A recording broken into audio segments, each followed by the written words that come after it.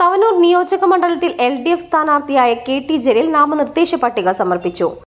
Indian ഭരണഘടനയോട് ഞാൻ യഥാർത്ഥമായ വിശ്വാസവും പൂർവ്വം പുലർത്തുമെന്നും ഇന്ത്യയുടെ പരമാധികാരവും അഖണ്ഡതയും ഞാൻ നിലനിർത്തുമെന്നും ദൈവത്തിന്റെ പേരിൽ സത്യം ചെയ്തു. ശനിയാഴ്ച ഉച്ചയ്ക്ക് 12 മണിയോടെയാണ് പ്രവർത്തകരുടെയും നേതാക്കളുടെയും ഒപ്പം തവനൂർ താലൂക്ക് ഓഫീസിലെത്തി ഭരണാധികാരിക്ക് മുന്നിൽ പത്രിക നൽകിയത്.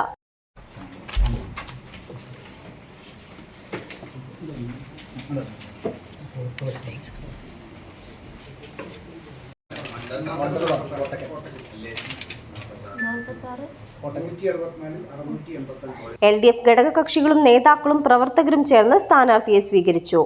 തവനൂരിലെ വികസന പ്രവർത്തനങ്ങൾ തുടർച്ചയായി മുന്നോട്ട് കൊണ്ടുപോകുമെന്നും പൊതുജനങ്ങളുടെ പിന്തുണയോടെ വലിയ ഭൂരിപക്ഷത്തിൽ വിജയിക്കുമെന്നാണ് KT ജലീൽ പ്രതികരിച്ചത്.